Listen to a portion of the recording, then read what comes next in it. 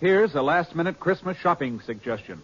Jingle bells, bells of NBC.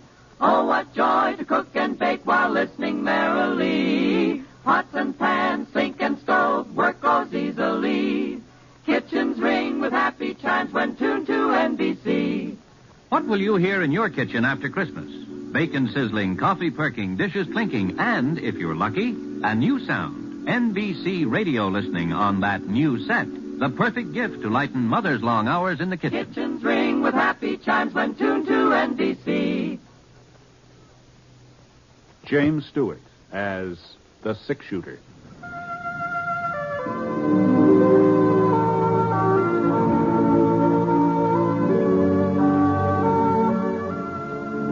The man in the saddle is angular and long-legged.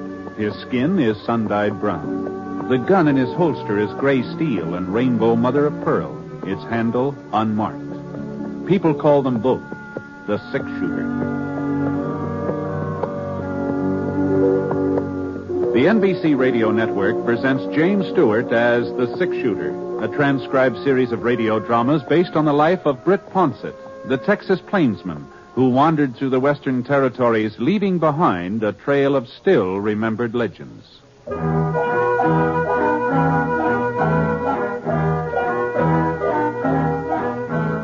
There was a nip in the air, not a freezing, biting, angry nip, but a sort of tingle that made the morning stars shimmer and swung them out of their orbits a little closer to the earth. Oh, it was a winter nip, all right, but not a hard winter. Not a winter when the cattle would come down from the high places, poking their noses into the ice-encrusted ground. It was a mild winter nip.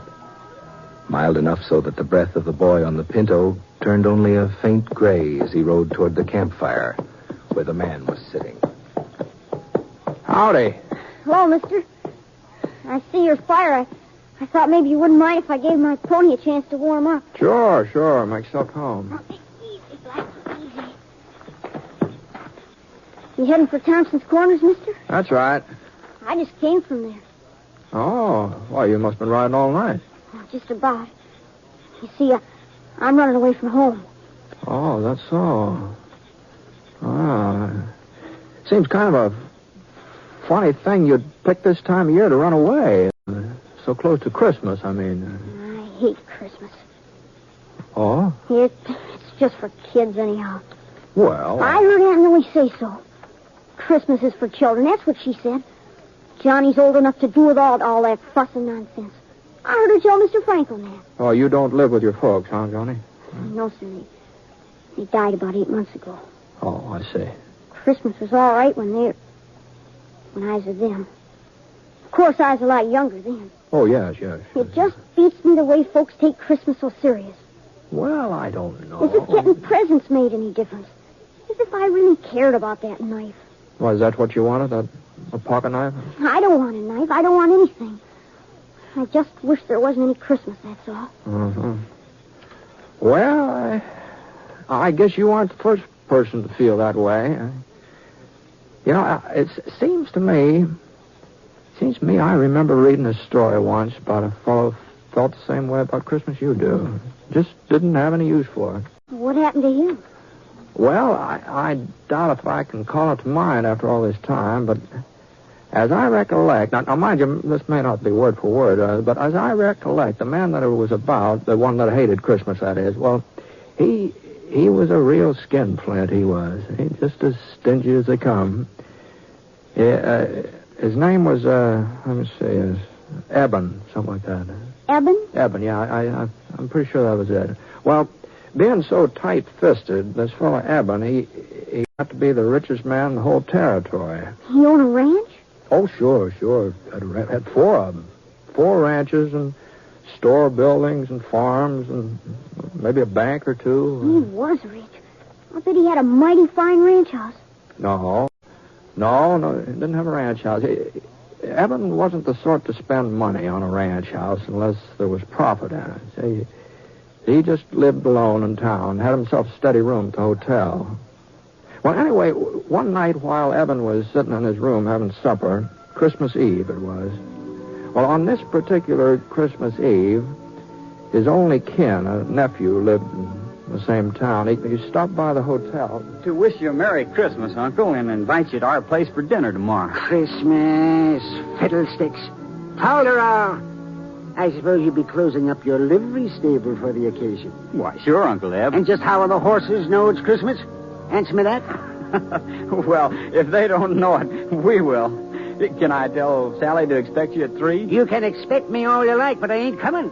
Not at 3 or any other time. Oh, if you're making so much money, you can afford to be giving parties. Maybe I ought to think about raising the rent on the livery stable. Well, now, Uncle I'll go on Eb. and get out of here before I lose my temper. All this nonsense about Christmas.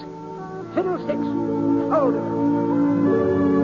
Well, after that, Johnny, the nephew didn't stick around there. He got out of Eben's hotel room in a regular gallop. It wasn't very long before Eben had another visitor. He was a young fella, tall, lanky, not very good at speaking. He just plain ordinary cowpoke. He was the foreman of the S&M ranch. Oh, well, it took you long enough to get here. Where have you been? Selling off some of my herd without telling me about it? No, sir. That day you rode by, I was out in the range hunting strays. And a good thing I decided to check up on you, too. What's that cabin doing over by Holly Creek?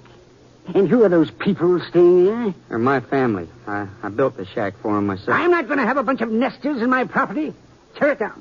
Well, one of my boys has been sick. I can't afford to rent That it. ain't my concern. It's up to you to keep your family and what you earn. So see that you get rid of that shack tomorrow. But tomorrow's Christmas. Oh, well. Then you'll have plenty of free time to tear it down. I'll be out the day after to make sure you've done it. Good night. Wasn't much use in arguing. Foreman knew that. So he put on his hat and shuffled out. Now Eben was alone again. At least he thought he was alone. The clock on the mantel started striking 8, and then it's time for him to turn in. Oh, my... So he put on his flannel nightshirt and reached for the kerosene lamp to set it on the stool beside the bed. And right about then, the strangest thing happened. What in tarnation? Johnny, old Eben saw a man's face looking right at him from inside that lamp. Eyes and hair and nose and mouth, whiskers, all just as plain as day. Jake! It was old Jake, Eben's partner. There wasn't any mistake about it at all. It was Jake right to a T. Well, Eben sure didn't like the idea of having Jake right in the same room with him. You see, Jake had been dead for over 7 years. Not that Eben really believed in ghosts or haunts or anything like that. He told himself he was just imagining all this. I got to get a hold of myself. He put out his hand to turn down the wick, but all of a sudden his fingers started trembling.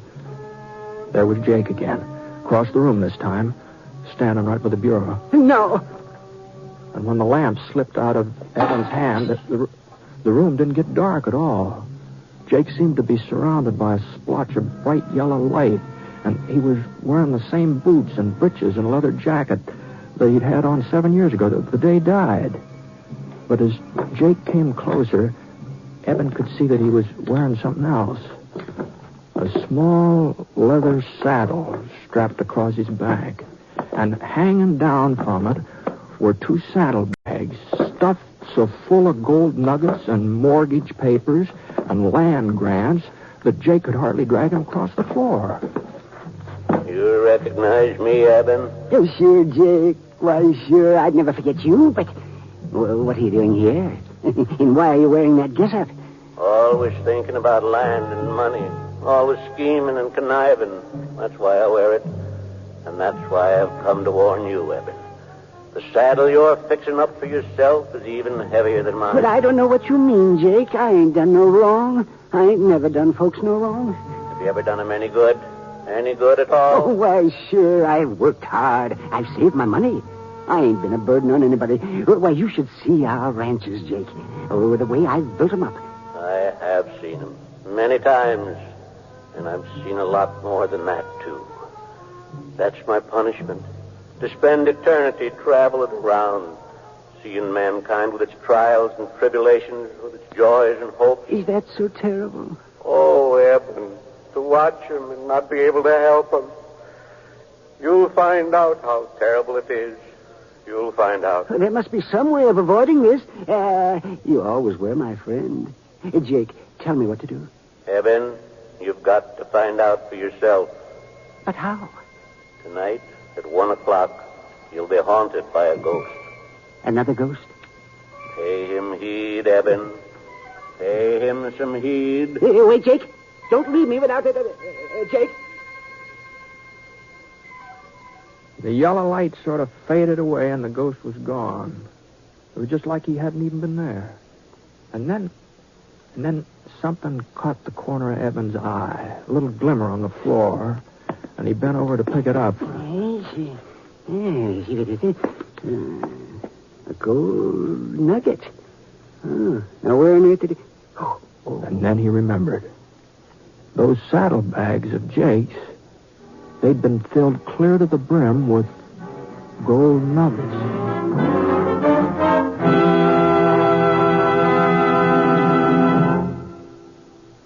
We're interrupting our story for only a moment, and only to tell you, our unseen audience, that you have helped more than you may realize to make this a very Merry Christmas for all of us on this program.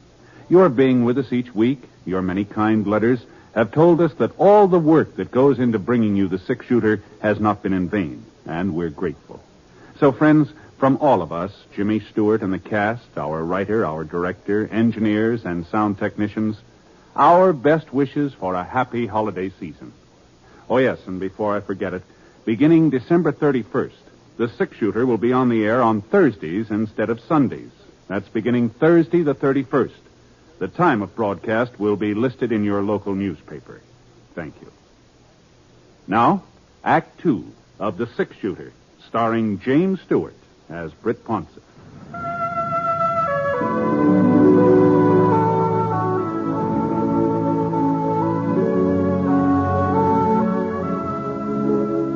Gee whiz, a gold nugget.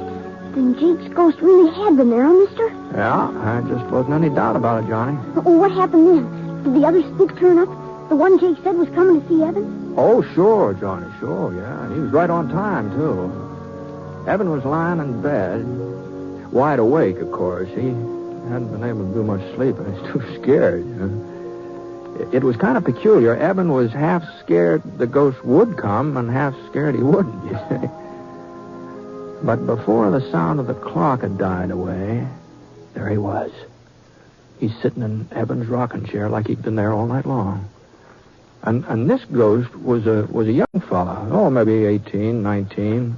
All duded up the way young bucks like to dress. You know, fancy chaps and checkered shirt and a red bandana tied around his neck. Howdy, Eben. Reckon you've been expecting. Yeah, well, I guess so. You ready to take a little trip? Where to? Back. Way back through the years. Oh, but how can I go with It's you? real easy. You see, I'm the ghost of Christmas past. You're past, Eben. Let's shove on. Well, the next thing Evan knew, he and that ghost were standing out on a snow-covered prairie. There was a circle of covered wagons in front of them, and the people from the wagons were gathered together listening to a tall, white-bearded man. Behold, I bring you good He was reading the Bible. great joy, which shall be to all people. For unto you is born this day in the city of David a Savior, which is Christ the Lord. And there shall be a sign unto you. You shall find the baby. The ghost turned and pointed to a boy sitting away from the others on the tailboard of one of the wagons. Small boy, about 10 years old, with hollow cheeks and his eyes all red from crying. Oh, no. It was Evan himself. On a Christmas day, a long, long time ago. Not a very happy Christmas either. It was only a week since the oxen had stampeded and his ma had been killed when she fell from the wagon. His paw had died with an Apache arrow in his chest. No, I don't want to look at him anymore. Can't you show me another Christmas? Well, it was no sooner said than done. Now Evan and the ghost were in a bunkhouse. And Evan saw himself again. Oh, he's 10 years older than the boy on the prairie, but he was lying on a blanket staring up at the ceiling. And then his pal Jake came running in, all out of breath. Come on, Eb. Get a clean shirt on. We got us an invite to a party. Huh? Yeah, the boss is throwing a big shindig. He says he'll fire us if we don't show up. Evan couldn't help remembering that party. Oh, the roast beef and the baked ham and square dancing and the pretty girls in their calico. He couldn't help saying out loud to the ghost, "Oh, dear. How I wish I..." What was that, Eben? Nothing, Mr. Spirit. Nothing. I was just remembering how I treated my foreman today. That's all. After that, the ghost took Eben to 3 or 4 more of his old Christmases, and none of them were very happy. Especially that Christmas when the young schoolmarm, sitting on the horsehair sofa, had unwrapped a tiny box Eben gave her and then handed it back to him. It's a lovely ring, Eben, but I can't wear it. Well, you're not courting somebody else. No, Eben, but you are.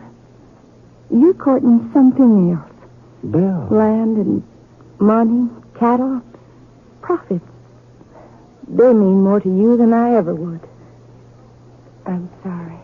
Mr. Ghost, no more of the past. Please, I've seen enough. A man wants to forget. Sure, Eben. Whatever you say. And before Eben could blink his eyes, he was right back in the hotel room. But once he got there, he blinked real hard because all of a sudden the ghost was becoming a different person. He was getting fatter, and his stomach popped out 2 or 3 inches, and a few wrinkles creased his cheeks, and finally his chaps turned into a shiny blue serge suit with a heavy gold chain dangling across the vest. Hey, well, what's happened to you? Why are you so different now? You seem to be getting tired of the past, so I thought we might take a gander at the present, if you've got no objections. Well, the hotel room just melted away, and Eben was looking at that cabin his foreman had built on Holly Creek. Well, that cabin sure was crowded. Oh, there must have been 5 or 6 children, all helping their mother get the Christmas dinner, all laughing and talking, as busy as summer colts. But when their father came in, he had a long face and a tired mouth, and his wife looked up and wanted to know what was troubling him. Oh, I was thinking about old Eben. That's not a very pleasant thought for Christmas, Bob.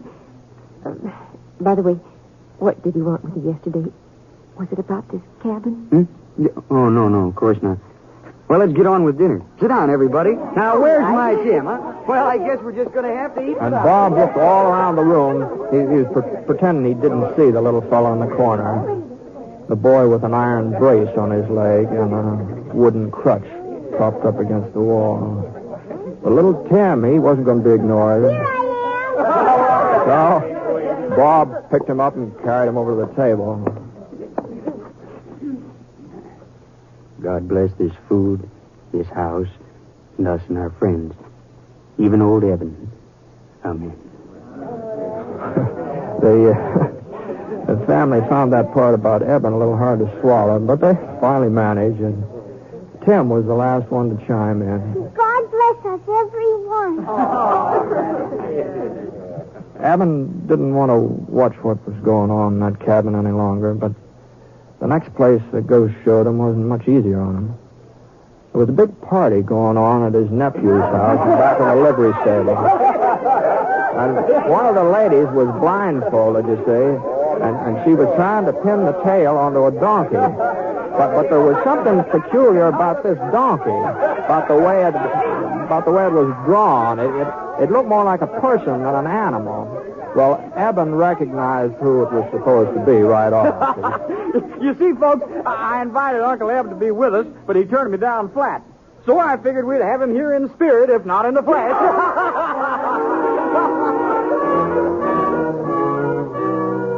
Right back in the hotel room again.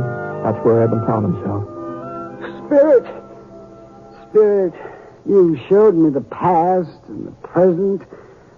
What's left to see? The future, Eben. The future.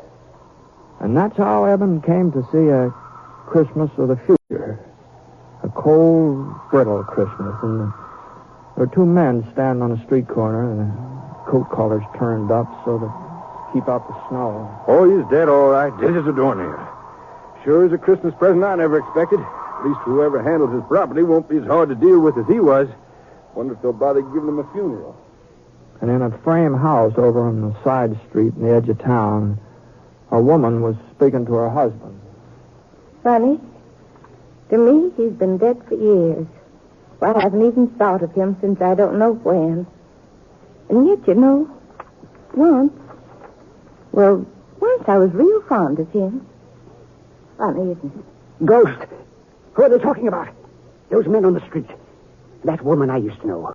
Who is it that's dead? Tell me. And the ghost slowly turned and stretched out a long, thin, bony finger. And there, right at the end of that finger, was a tombstone, all covered with weeds. Eben could barely make out the name that was carved on it. Ebenezer Scrooge. No. What's this? Where am I? And you know what? He was right in his own bed, in his own nightshirt, and the sun was streaming through the frosted windows. But Eben didn't stay there very long, not for very long. He got into his boots and trousers as fast as he could, and he dashed down the stairs, out into the street.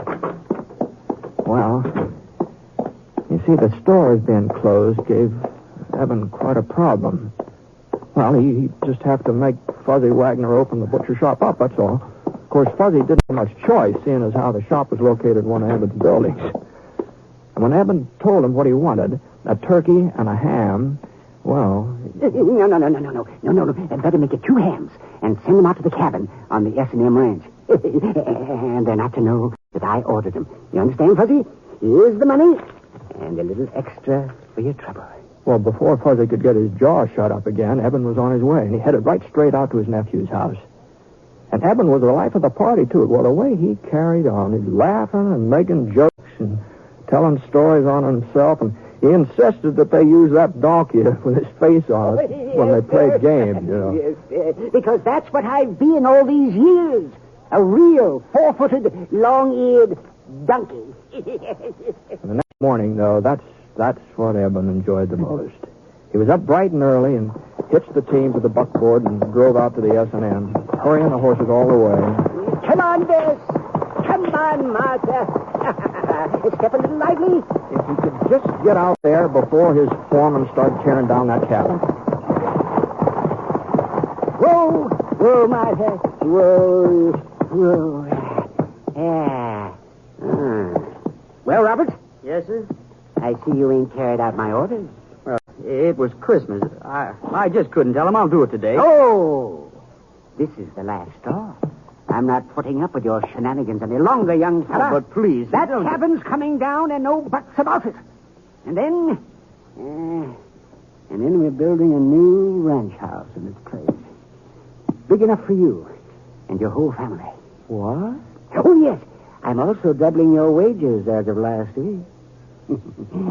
Merry Christmas, Bob. Even if I am a day late. No, not a day. More like half a lifetime. But Merry Christmas anyway. And as your son says, God blesses everyone.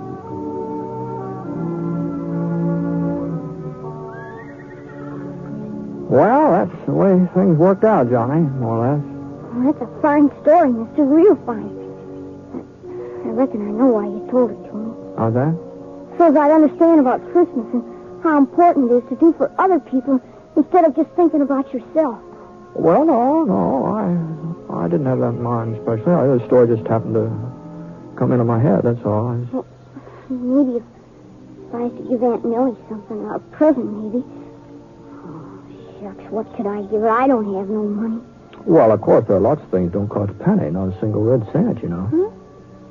Well, now, let's see. Take that little spruce over there. It'd be real easy to cut that down with a little fixing and maybe a few doodads from around the house. I'll bet you could make a Jim Dandy Christmas tree out of that. I suppose so, but what good's a tree without something to put under it? Oh, yeah, I see what you mean. Johnny, You don't happen to know Jim Bender, do you? In Thompson's Corner and his 3 daughters? He's only got 2, mister. Sarah and Emily. Oh, that's so. That's so. I was spending Christmas with them. It looks like I'm carrying an extra present. It's a real pretty little red bonnet with feathers on it. I couldn't take it, mister. Oh, no. I wasn't thinking of giving it to you, Johnny. But I was sort of hoping that you'd show me the trail from here on in. Of course, it would mean you're turning around going back home, but if I was to cause you changing your plans, I'd feel obligated to pay you back some way, you know. Well, It would be only fair. Trouble is, I haven't got much money, so if you wouldn't mind accepting the bonnet instead, you'd be doing me a real favor, Johnny.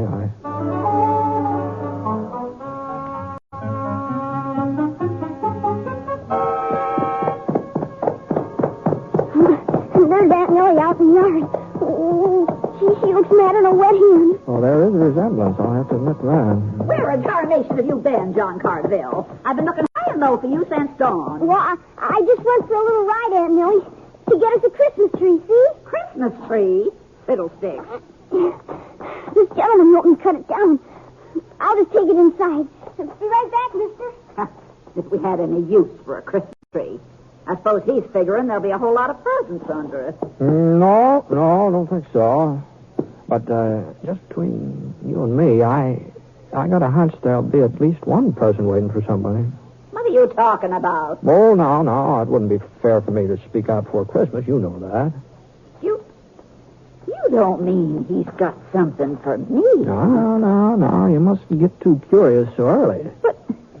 But I thought he didn't like me. I thought he just hated having to live here with an old maid. I guess I just don't know nothing about kids. Nothing at all. I don't deserve to get... Well, I think I'd better get moving along. Say goodbye to Johnny for him, will you? And I wonder if you'd give this to him. Yeah, tell him the little blade on it's kind of dull, but... A pocket knife? Yeah. Now, how did you know? Hold on a minute. Oh, God bless you, mister. And Merry Christmas. Merry Christmas.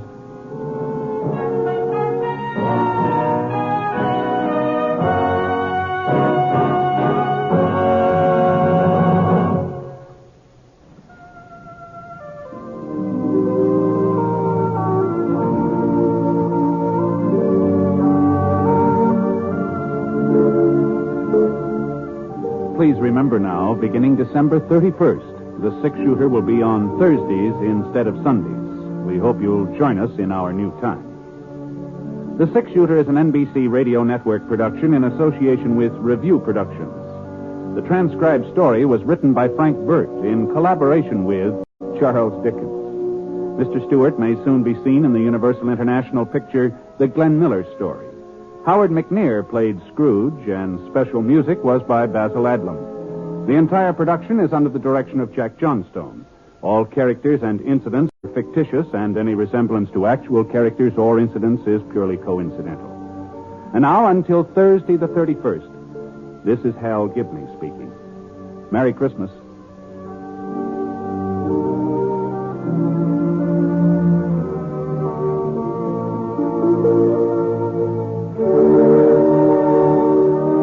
Tonight, hear Rex Harrison and Anna Lee in the NBC Star Playhouse on the NBC Radio Network.